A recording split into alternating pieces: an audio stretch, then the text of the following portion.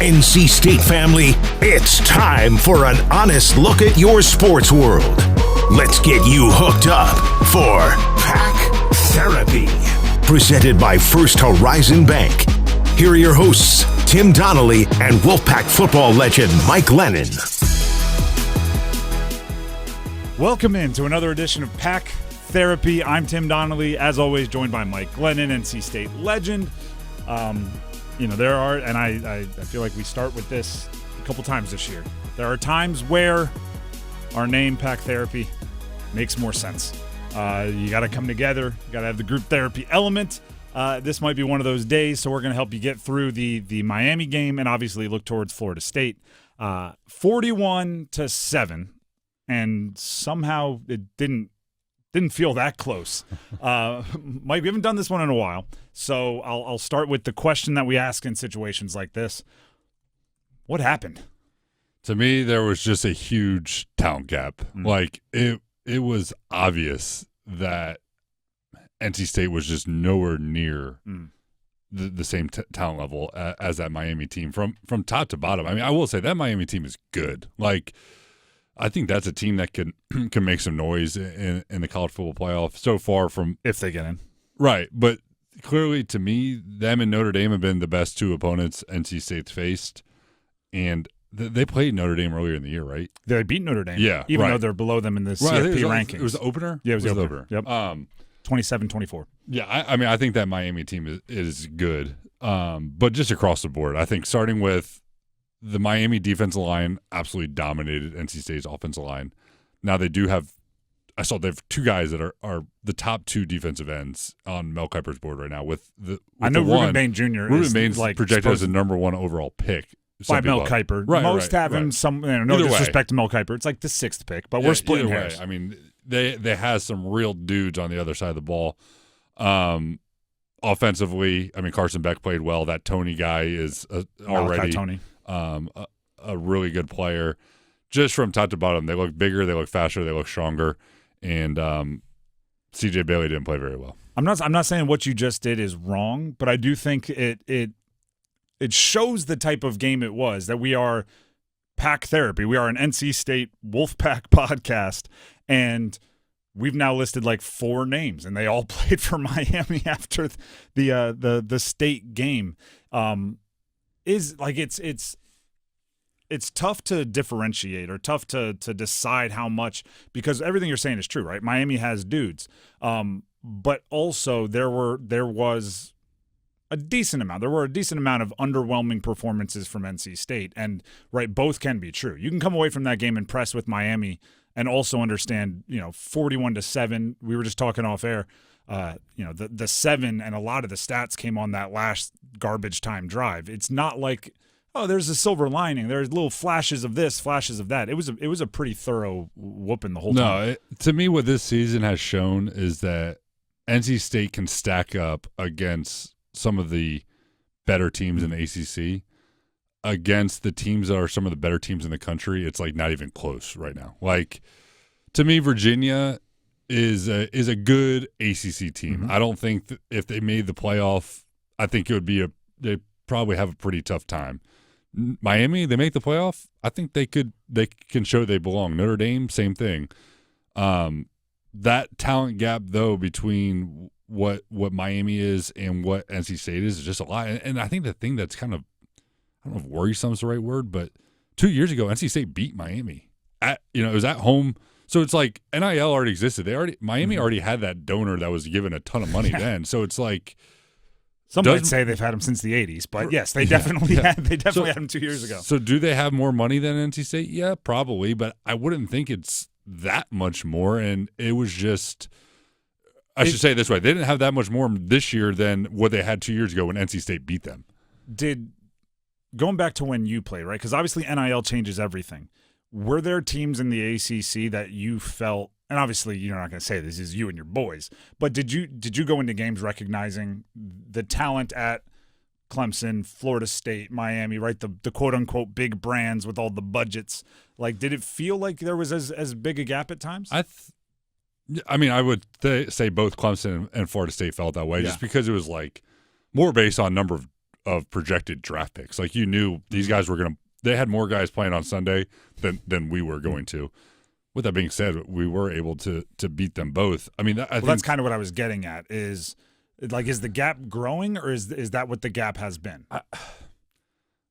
I mean, I think it – I don't think it should be growing because what we talked about in the past is it seems like there actually is more parity than in the past. But for whatever reason, all three of the bad losses this year have been on the road. It's like this team's a little bit different team when they're home versus on the road.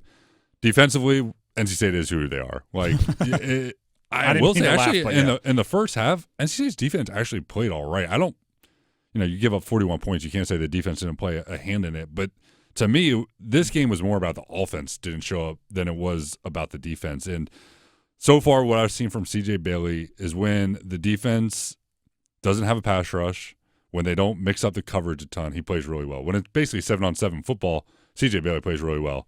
When he feels pressure, when the look changes post-snap mixed with a good defensive front, that's when he struggled. And, again, there was some inexcusable interceptions, kind of like it was just what was that? Like, did you not see the guy? And there actually was another ref situation where this one, the ref was there, but it was like pod. That it was the ECU game, right, where he had the first one? I don't remember. Either way, that one was actually pretty legit. This one was like there was a ref, but come on, you got to be able to see the guy. And it was just the boneheaded plays and just couldn't get the offense going. I mean, again, to give Miami credit, they got some players and they gave them some looks. They brought some pressure packages that were tough to pick up, but NC State just didn't even look like they belong on the same field as them. C.J. Bailey, it's an interesting conversation. When he plays well, it is so obvious. It's so that guy is a dude. When he doesn't play well, like I feel myself convincing myself, like it's still there. I know it's there, but it really, like obviously nobody looked good against Miami. But I guess what I'm asking is it a regression or is it just that's what he's been and up to a certain level of competition that looks really gosh darn good, and then once you get over that level, it's just not quite ready. Yeah, I think it's once you get over that level. He struggled, I would say, in 3 games this year. It's been Notre Dame, Pitt, and Miami. Notre Dame was just, to me, it was more they played man coverage. Their DBs were better than our receivers, and there wasn't a ton there. Pitt, they mixed up the coverage a good bit. He had pressure at his feet. And he didn't play well. Miami was, I would say, a similar recipe. They brought a bunch of exotic pressures. The coverage what they showed pre-snap was not what they go to. That could be overwhelming as a young quarterback. It could be overwhelming as a quarterback in the NFL. There's times where it's like, oh my gosh, I don't know where these guys are coming from. I don't know what coverage they're getting to. This just looks like a blur to me. And it's almost like the whole seeing ghost thing. It's like he just wasn't seeing it because I think there was just so much movement going on mixed in with feeling the pressure of I got to get this ball out before they get home. And right now, he's still young. He's a true sophomore. So far, he hasn't shown to be able to kind of combat those two things to me. The rest of the offense, right? I in preparation for this, right, I go in and I know I'm talking to you, so I want to have questions. And if a player has a particularly rough game, I write it down. I jot a couple stats down, and I want to get your opinion on why. And, at a certain point, I just kind of had to stop, right? Because Hollywood Smothers, 7 carries, no yards. Duke Scott, 7 carries, 13 yards. Justin Jolie, 1 catch. Even like I think it was Anderson, 4 catches for 25 yards and a lot of that garbage time. Like, can you learn anything? Like, this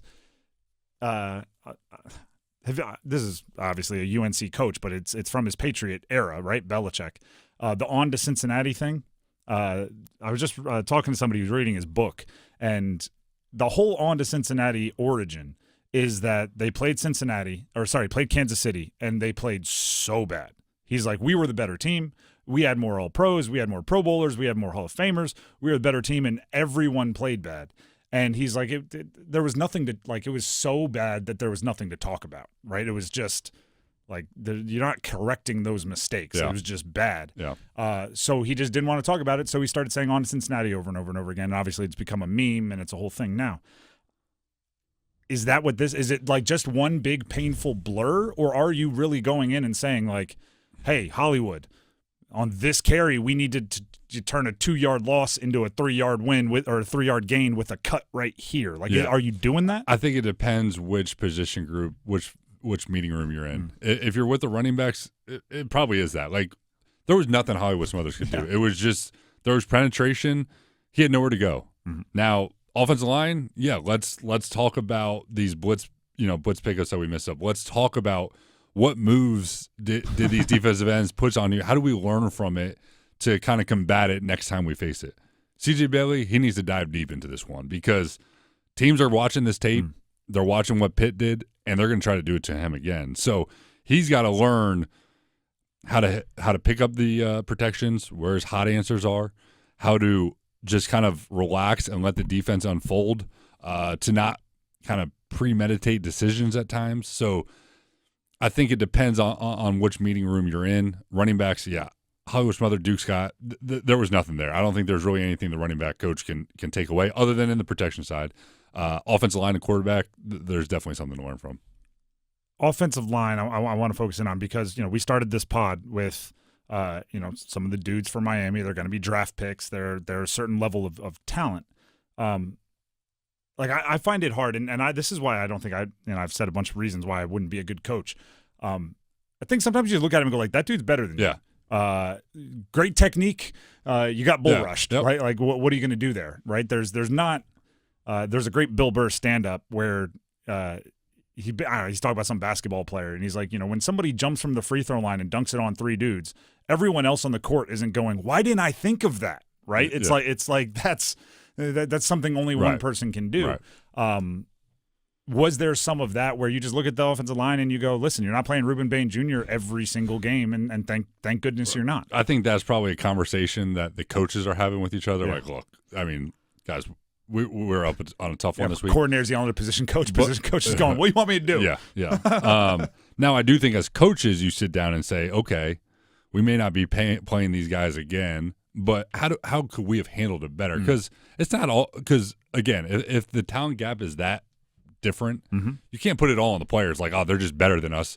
Let's try to find ways to help them out. I didn't feel like the game plan completely did that to protect those offensive linemen and help them out where they're just completely mismatched. So there definitely needs to be some reflection and conversation with the coaches as well. This is where the color commentator is talking about, got to get him a chip, got to put a tight end on that side, right? It's the same 3 things that they mention every time Myles Garrett has 5 sacks. And, I think you could use some help from a running back, as if that's just going to solve everything.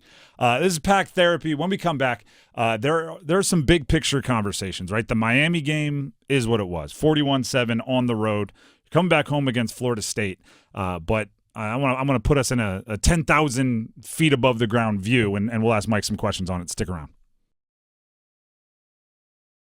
Back here on Pack Therapy. As I said before the break, there's some big picture conversations we want to have. Mike, I don't know if this was like this for you, and you probably didn't suffer a ton of losses like this. A loss like this gets you real introspective. You know what I mean? Suddenly you and your teammates in the locker room are talking about the meaning of life after you lose 41-7. Not really, but kind of. Is this one of those pivot points for State where you kind of have to ask yourself, and this is probably an off-season conversation, but this game will be one of the ones talked about. Who are we? What do we want to be? What do we consider acceptable? Because, during that first segment, and I appreciate everybody that listened to it, the talent level just is what it is, right? State can compete with good teams in the ACC, but when you have teams that are highly talented at a national level, it's obvious, right? There's a stark contrast. Is that okay? Or should you expect and pay for and chase having Miami-level talent, Notre Dame-level talent? Is that what this program wants to be? I think realistically you want to be more of what Georgia Tech is doing right now. The Georgia Tech's won a lot of games. I don't think they've particularly played a great schedule, which helps. But you can do enough if you take care of the games you're supposed to. Then it gives yourself a chance to win, get in the conference championship and make the playoffs. Do I think it's realistic for NC State to win a national championship? No. Do I think it's realistic for Miami? Maybe. I think they got a shot.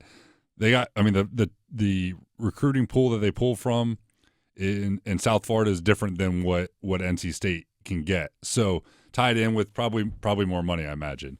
But can they do what Georgia Tech's doing right now? What Virginia, what Pitt's doing? I think yes. So, I think you look at this season alone. It's like, okay, now our goal is just to make a bowl. Yep. We got 2 games to do that. We got Florida State, who at the end of the day is still Florida State. Like they're not your father's state or grandfather's Florida State, but they're still Florida State. Yeah, they're still talented. They still pay a lot. And then got your rival in Carolina. And I think, depending on how this week goes, you got 2 teams that could be, fighting for a bowl opportunity, and it would be a tough pill to swallow if UNC becomes bowl eligible to knock NC State out of bowl eligibility. So that's what you're playing for this year. From going forward, it's hard to say that I think NC State is realistically, just from the resources standpoint, on a level to compete nationally. But I think they can find their way into a conference championship and kind of see what happens in the playoffs. So that I think is a fair and realistic take. It kind of, the aspirations. The other thing is, like, what's the proper outrage, right? The range of outcomes from this point forward. You mentioned Florida State's still Florida State. Like, they still got some dudes. You could 6-6 are you furious? Like, what's the proper? Because the ceiling is what the ceiling is, and but like Clemson's ceiling is national championship. We're learning kind of what their floor is, and that they're going to be very angry in that part of South Carolina because of it. There will be other parts of South Carolina that are celebrating. Like what should the outrage meter be if this is a 6-6 season, or if this is a 7-5 season and a lower class bowl, and you got to deal with all that. I think 7-5 is an acceptable season. I think 6-6 is definitely disappointing. Mm-hmm. That's 2 years in a row going 6-6. Again, Dave Doeren's raised the bar at NC State, but back-to-back 6-6 seasons would be not meeting his own bar that he has set. So I think that is the goal, is to be 7-5. You walk away, sneak away with a bowl win that doesn't really matter. 8-5 doesn't sound that bad. You go 5-7, sounds really bad. You go 6-6, get in a bowl game, finish 7-6, finish 6-7 back-to-back years. That's not good. So there's a lot riding on these last 2 games, and what that means for the future, I don't know. Again, coaching future, quarterback future, like we there's just a lot of unknowns, and we're not the only team. No one. I saw Arizona State's quarterback is reportedly already shopping himself to other schools. He's out for the year. He's a good player. So we have no idea what it looks like for NC State, but a lot of teams are in the same boat as us. The MJ Morris situation does make me so much more sympathetic or empathetic for teams when I see that. When I see a player, which, players are going to do what players are going to do. We don't have to get into it all right now. But when they're making that, like, best for me decision before the season is over, I think in years past I would have maybe thought, like, oh, that must not be a great culture, or they must not be taking care of their guys if someone's going to that extreme. But having seen it right here in Raleigh, it's like, maybe they're doing as much as they can, and it's just that's just a tough situation to be in. It's mixed feelings on it. The guy's out for the year, so it's like, does he get a 2-week head start? It's almost like these coaches that fire, basically what Virginia Tech did. They fire a coach so they can get a jump start on it. They get a great hire in James Franklin, where if they waited, maybe they don't. So maybe this guy's like, hey, I'll just get a jump start on everyone else and see what everyone has to offer before the rest of the world gets in the portal. The coaching security status, whatever it is, Dave Doeren, if it's a 6-7 year, I believe it's his first back-to-back losing seasons, right? And who knows what happens in the bowl. Actually, I can look it up right here. First year 3-9. Above 500, above 2019, 4-8, and then last year 6-7. So he's had 3 below 500 years. Granted, bowl games are probably not the best judge of like where you are as a program at this point. So 6-6 with a fraudulent 7.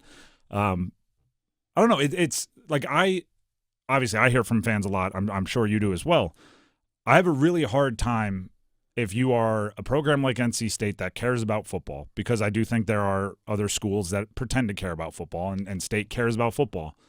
I have a hard time like talking people down out of being super angry over like, but they got 7 wins, right? It's like if you want to be mad about 7 wins, I think that's fair. I think if you're mad about 8 or above, you're starting to get to the point where it's like, be a little realistic. Yeah. 9 or above, ecstatic. Like then you're having a really good time and you get to talk some trash.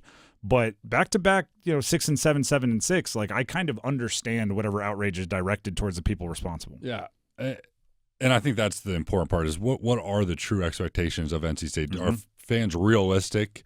And I think Dave Doeren at his best is, close to maybe as good as NC State can do. It's just, I know what fans want is they want that chance to play in a conference championship. And you could argue that things had just been stacked against Dave, that we were on the wrong side of the division when there was 2 divisions. And then things opened up when the NIL thing and they're right. I have said this a bunch of times. If they just were able to, and I think it's money, but who knows what it actually was? We'll never know. If they were able to just keep the guys on campus that have been on campus the last 3 or 4 years, I think this year's team is really, really good. Yeah. I think a lot of the holes in the roster, like you see the people vacating those holes and going elsewhere. So it's you're 100% correct, but other teams are probably saying the exact same thing. So it's you can't really use it as an excuse anymore. It's like, well, then find a way to retain them. And I think what you got to do is do what Virginia Tech's doing. They're throwing a ton of money at the program, and can NC State do that? I don't know the answer, but the money thing can solve a lot of issues. I mean, I just did one of my own pet peeves, right? Like you can't fantasize about what it would be like to have Brandon Cisse playing corner without acknowledging that if that happened, you likely don't have Hollywood Smothers and Justin Jolie, right? Like you can't keep and not, to give and take. It was tough to see KC Concepcion catching like a deep ball over a well-guarded Brandon Cisse the other day. It was like it's like a ghost of girlfriend's past. It's sitting there like what could have been. Yeah. But again, you can't kill yourself over that if you enjoyed the 150-yard rushing games from Hollywood Smothers, and we definitely enjoyed those. So it's both sides of the coin. Florida State this weekend, UNC to end the year. We talk about the rest of the schedule next right here on Pack Therapy. All right, so here's how football works, everybody. As we make our way out of some really downer conversations following the Miami game, is any bad game only stays with you as long as the next game starts. It is a Friday night game, which, short week. That's really good after a 41-7 loss. Night game at home. Florida State's in town. Friday evening, 8 o'clock start, I believe. And then UNC to end the year. We'll start with big picture of the schedule before we dive into Florida State. What's still at stake? Like, is the bowl eligibility ain't what it used to be, but is that still number one on your vision board?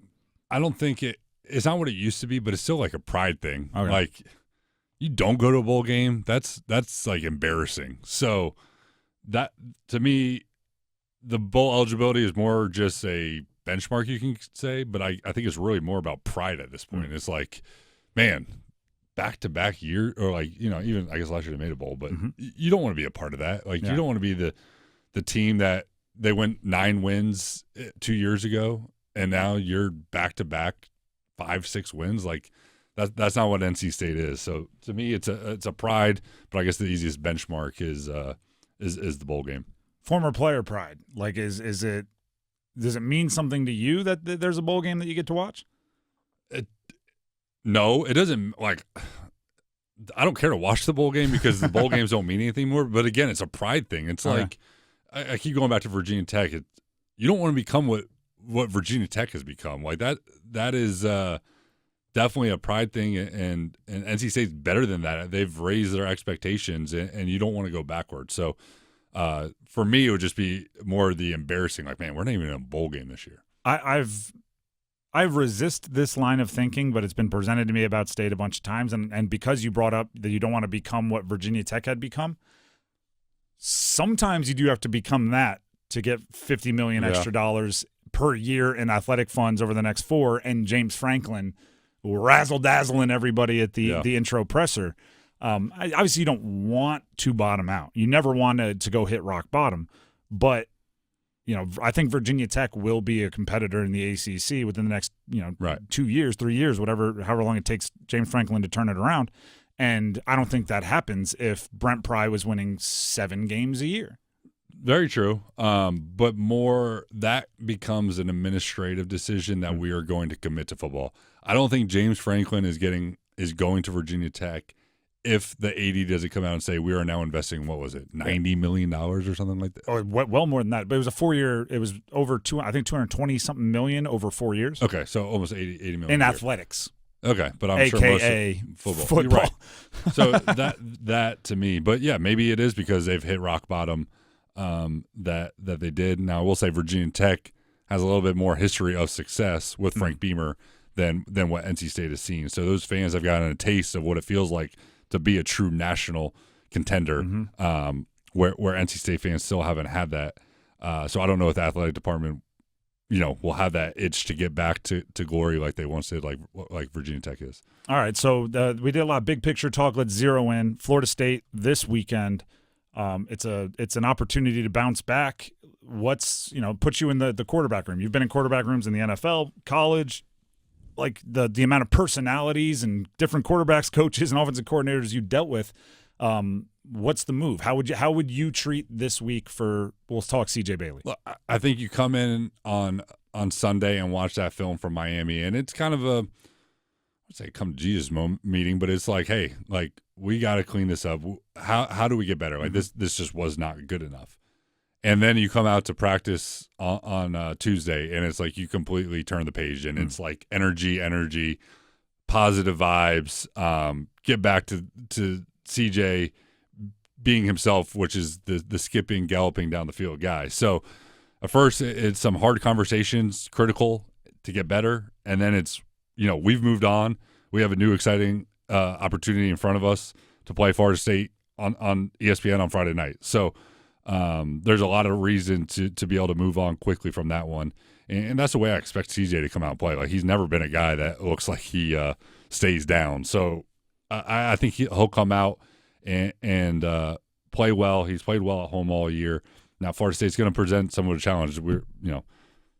They're actually better than their record looks. They're underlying numbers or whatever would indicate not 5-5. Right. Like the two common, opponents of losses, Miami, they lost 28-22, and Pitt, they lost 34-31. So NC but then State, they also lost to Stanford. Stanford's a bad loss. That's probably comparable to the Virginia Tech one. Mm-hmm. But just saying, obviously we just got rolled over by both Miami and Pitt. So I think this is a better Florida State team than the record appears, and NC State's going to have to play well to win this game. Defense. I feel like sometimes on the pods we don't dive into defense as much because 5-6 weeks ago we decided they are what they are, and you don't want to keep harping on the same things. But in a game against Florida, obviously against Miami, if they played 30% better, you lose 32-7 rather than 41-7, right? If they make those 4-point plays, force a couple more field goals, great, you saved yourself 9 points or something. But it wouldn't have made a huge difference. If it comes down to excuse me, if it comes down to a close game, do you have a ton of confidence in the defense to bend but not break, or come up with the one stop that they need? They've done it a couple times this year. Virginia comes to mind. Yep. Georgia Tech comes to mind. So they've done it. So I think they can, and they've actually played decent in the red zone when they had to. So can they hold them to field goals? To me, is the key to the game. If they give up a bunch of touchdowns, obviously NC State's offense needs to score, but limiting them to field goals, I think they got to match the model of kind of what they did against Georgia Tech, and that goes offense and defense. Offense, let's take the ball, let's play with a lead. That way we give our defense some breathing room where they know we just have to be good in the red zone, and that can be enough to win the game. Kurt Roper calling plays. We've all, at least I know I have, been involved in those games like the Miami one where, I don't know if play calling, I mean, you could help out your guys a little bit, but it was a Shane Falco quicksand game. What do you want to see out of the variety? How do you get – because we can't sit here and hype up the skill positions like we have and be impressed with Jolie and Smothers and Scott and Anderson and Grimes and all of these guys and then not expect them to be more successful than they were, not expect them to be schemed up. Right. I think, to that Miami game, what can the OC do in that situation? Like, it was just – that's tough. Now, are there ways to help out the guys against better talent? Yeah, I think he probably could have found some of those ways.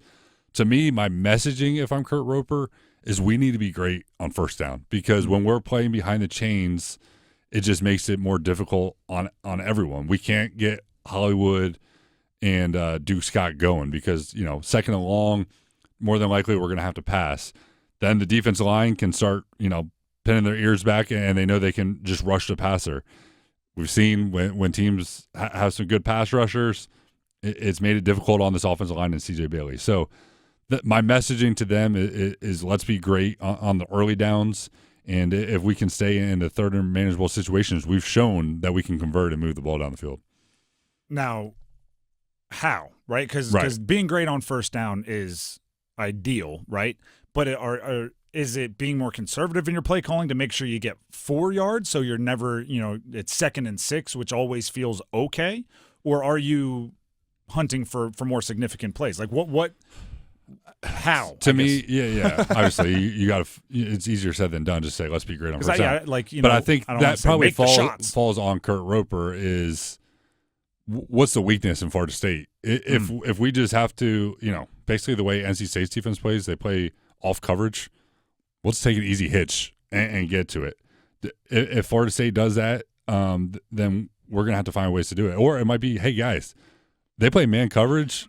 We got to win on a slant route. It's a pretty easy, basic route. We got to win on a slant route, and that's how we're going to win this game. So without having dove into the details of Florida State's defense, I think that does fall on Kurt Roper to say we got to win on first downs, to your point, and this is how we're going to do it. We've done a lot of ACC talk, so we'll end on this one just because I know it's lighting up the internet worlds. College football playoff rankings. The ACC is a little disrespected, right? There are a ton of examples out there, and you can go find them, but I'll give you a couple. Oregon loses to or beats Penn State earlier in the year. Penn State falls off a cliff. The head of the College Football Playoff Rankings Committee comes out and says, we're still giving them a lot of credit for the Penn State game because, that was before they fell off, and we all thought they were very good, and that's a tough place to play. Then there's a game like Virginia beating Louisville, and in that same conversation, the College Football Playoff Rankings Committee says, well, Louisville has lost some really tough games since then. They've fallen out of the rankings, so that's hurt Virginia and their resume. It's the exact same logic in complete reversal, one boosting a Big Ten team, one hurting an ACC team. The Miami-Notre Dame discourse has been loud because their resumes are darn near identical. Miami beat Notre Dame heads up, yet Notre Dame is 9th, Miami is 13th. Yet we sit here, right, because this is where I try to put some logic on it. We sit here and talk about how the ACC isn't that great, right? Like, this was a down year. This team's not that good. Miami can NC State can hang with this team and that team. Can you complain if you're the ACC when we've watched a season and, I think our football analytic logic brains are telling us there's not a ton of the best teams in the country in this conference this year? To me, it does come down to somewhat the eye test. Like what you just said, the example of Oregon and Virginia, like that's not right. Like they need to do their research before they and saying that on national television it and all that. Yes, to me, it's fair for them to put more value in the SEC than the ACC because I watch football on Saturdays. The SEC looks like better football than the ACC does. With that being said, Miami looks like a very good team. Like they have 2 losses this year. They lost by 3 points to Louisville, and they lost by 6 points to SMU.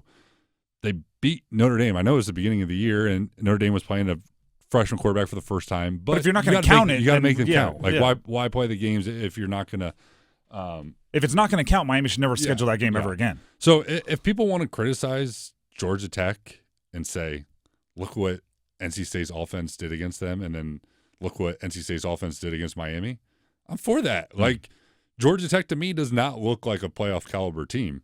Virginia probably doesn't either. Miami, they look the part, and they have a strong resume. Like, if they had some bad losses, I could understand. Louisville's borderline top 25 team. SMU is a good team as well. So I do think hopefully Miami can get their way in the conference championship and win it, because I think that's the ACC's best chance to make it look like a relatively strong conference. If you're my thing is simple. If you're gonna lie, be better at it. Yeah, right. Yeah. Like if you're gonna kind of eye test and find the teams that have you think have played the best, fine. But if you can't find like searching, I can make stats say anything. Right. I actually, sometimes on my afternoon show, I catch myself going like, am I actually telling the truth here, or am I just sending out stats to support my point and twist them? You can make stats say anything. If you can't make stats say a team is better than the other, they're probably not better than the other. So just, if you're going to search for it, be better at it. That's a good way of putting it. Friday, home, Florida State, 8 p.m., Carter-Finley Stadium, second to last game of the regular season. We'll be here next week, probably a little earlier in the week with the holiday, but we'll be here next week to break that down. Until then, this has been Pack Therapy.